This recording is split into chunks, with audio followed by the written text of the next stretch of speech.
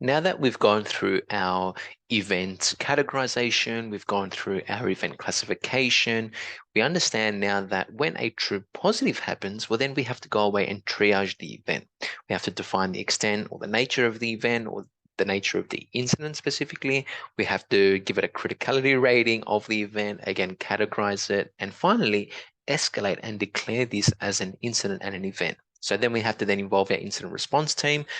Well, my question is, well, what's that process look like from incident response? And I'm glad that you asked, because anytime we start looking at our incident response process itself, in this video, we're going to cover all things incident response process and the typical phases across the incident response planning and our response to that. So anytime we jump into incident response, we need to think before an event has ever happened. So that way we can organize ourselves, organize our internals, organize our infrastructure, organize our communications, organize our technologies, organize the people.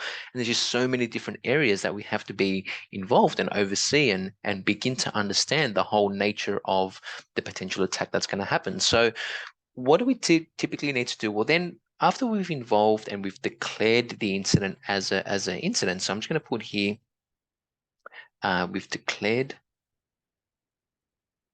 incident response. So we've escalated, and the person that can actually declare the incident being the head of information security, maybe the head of cybersecurity, maybe the CISO, maybe the CIO, maybe the technical director, depending on the organization, right? So typically a person will then have to go away and actually declare this as an incident. So what would happen after that? Well, then we will need to involve the incident response team, right? So we've gone away, we've prepared our methodologies, we've prepared our infrastructure, we've prepared our incident response plans and stuff like that within our organization. So then we can go away and define the actual nitty gritty across our incident response processes and technologies and methodology that we're going to use, etc. So typically, once we involve our incident response team, it kind of looks like something like this. Well, the first thing is we need to designate people. We have to clearly articulate their roles, their responsibilities. We have to have effective training. So if it's technologies that we're all familiar with within our organization, that may be great.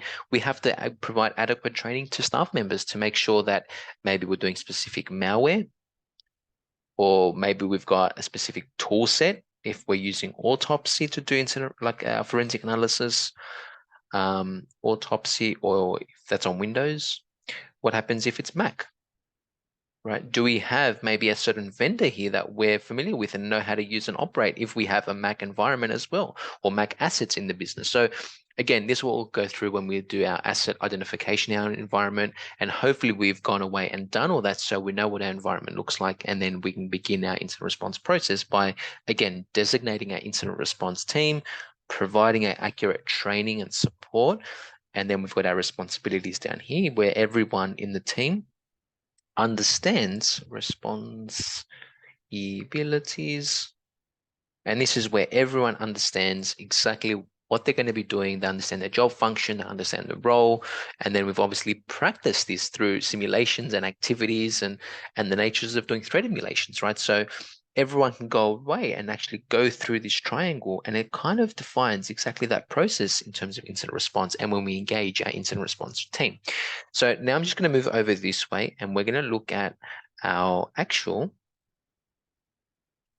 incident response process. And our incident response process kind of starts off with a couple of key things, right? We've got our detection. So we have to detect the incident or detect the event. If we can't detect it, then is this a false negative? Like, did it not happen, or is it occurring and it's not providing us with effective logging and alerting? Or did something happen but it's not being reported, right? Which is bad. So we have to then obviously detect it and find out what is going on. If something does happen, well, then how did we learn about it, right? Is this through some sort of system alert? Is this maybe through endpoint? Is this through maybe IPS or IDS that we've got in place, right? How did we become alerted from this? Maybe is it a user or users, right? Did a bunch of users now report this to us, right? Did they click a phishing link? Is the computer doing something? Therefore, a user now called in through the help desk saying that now there's a potential issue with someone's machine, right? Or is this maybe through log analysis? Did we investigate something going on that's happened maybe a couple of hours ago or maybe days or weeks ago. So log analysis. So how do we detect the incident? And obviously, once we've detected it, then we know how we're going to go away and then analyze the incident, which is the next step. So analysis. And then the analysis component is all about maybe analyzing the actual event. So in this specific example, if we're talking maybe around phishing, well then did we go away and interview the personnel? So if this user that reported this issue, then did we perform some sort of investigation with that? Did we do a follow-up interview? Did we find out what they were doing at that time? What happened? How did it happen? So basically this all says, more information. So we need to have more info than obviously what we had. And then obviously the other activities. What's the scope? What are the assets may be involved? Is there a host that's maybe communicating with the same URL or an IP address? So define the scope. So hosts involved, maybe there's IP address involved, URLs involved, domains involved. There could be a whole plethora of indicators of compromise, and we've discussed these before. So if we interview some of these users in certain departments who click that phishing link, well, then we can go away and we can identify those URLs of that link, right? So we can go check our DNS logs and provide and obviously see what other hosts on our internal networks are either trying to communicate or resolve maybe that DNS record. So then we can obviously put in preventative measures. So we can identify those hosts that could have obviously been involved in that process across the incident. So either they may have been reported or they're not reported, then we can obviously effectively analyze what's going on in the environment. So once we've defined the scope, we now jump to our containment.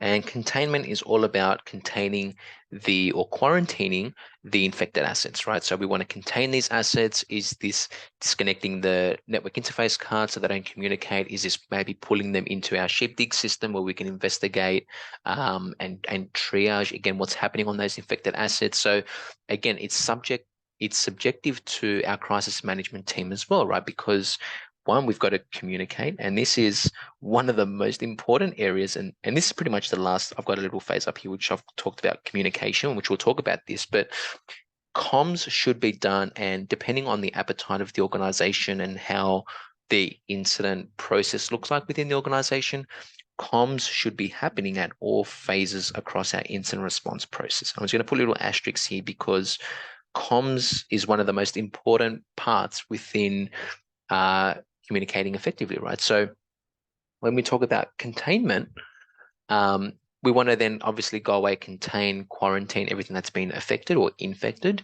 Again, and it's subjective to our comms, because then what happens if certain business units own that piece of data or that piece of infrastructure, right? And we have to take that offline for maybe 6 hours to do our incident response. Now that's going to affect or impact that business unit or that system to maybe not being able to work for that.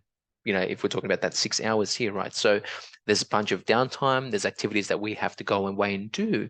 And obviously we have to get approval before we go away and do that. So depending on how our incident response process looks like, again, we have to communicate and then contain effectively based on our own internal business units. So some things here that we may need to be looking at, again, such as, disabling network adapters.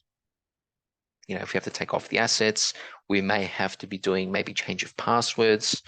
If a bunch of users may have been affected in a phishing scam or a phishing link that's gone out, we've got to go away and change those credentials as well. So again, quarantining those assets and then obviously preventing the spread, and that's done through containment. And then finally, as we continue up this ladder, the last part here is our recovery. And recovery is all about bringing back our optimization of our platforms and our systems, determining one key area, and that is the root cause. So what actually caused this incident to happen? We've identified that, and we work to prevent the root cause from happening again. So if there's a phishing email that's gone out, what are, again, those maybe the URLs associated, the domains, the IP addresses, maybe the specific users. We can go into maybe our web filtering systems. So if we've got our web filter systems here or our email gateway appliances that we're using, I'll just write web filter. And then we can put in block rules that we cannot communicate with these URLs and that domain and that IP address that are associated to it, right? So each of those, and then there may be also additional training that we will need to do with our internal staff or that business unit as to why they didn't understand or filter that maybe phishing link. So there may be additional training with the users, gather the users together, notify the certain people within the organization, maybe that either different departments. So if it's other areas that could be affected or the actual area that got affected, we have to go away and communicate effectively to understand obviously the nature of the attack. And again, we can also define, well, was there any data compromised as well? Now, if it's sensitive, could this be subjective to maybe compliance challenges, maybe if it's medical details or if it's credit card details or if it's, PII data internally. So if we've got some personal identifiable information that could be exposed, we have to, again, analyze and also contain that as well. So once we've analyzed the data here, we understand the nature of this assessment. So we can go away and then if we need to do further things like public announcements with legal teams or with our customer relationship team, then we can go away and do that effectively and obviously recover the systems that were involved in that process. And then finally, as we continue up this ladder, our second last step is our lessons learned. And our lessons learned is all about defining our action report. So this is typically something like our post-incident review, where we'll look at the incident and do our lessons learned. What could be done better? What do you think we could have improved? Is this maybe a better technology out there that could speed up that process? Is it people? Is it maybe our internal processes that could be better? Is it communications? Did we not communicate effectively enough or quickly enough? And there's room for improvement. So think of this as lessons learned, which is room for improvement. Right, and there could be many improvements through the actual process to maybe communications to decision making to maybe early detections, maybe something wasn't maybe configured correctly, right? So we can understand a better process or methodology that may have been missed. So lessons learned is all about improving the incident and making sure that it doesn't happen again. And if it does, then we're in a better position to obviously remediate and recover, again, going through the whole phases. So we can detect quicker, maybe we can analyze quicker, contain it better, cover, and finally do a better lessons learned, and then obviously communication. So making sure that communication is happening at every step of the process. Maybe we do have a crisis management team. Maybe we have a plan, contingency plan. We understand and go through those steps to inform and make sure that people are constantly updated where they need to be. So they're sort of the step 1, step 2, step 3, step 4, step 5, step 6. They're typically the 6 steps across our incident response process. I hope you've enjoyed this video. If you'd like to see any more incident response videos, please let me know. If you have any comments, please let me know as well. And as always, I'll see you all in the next video.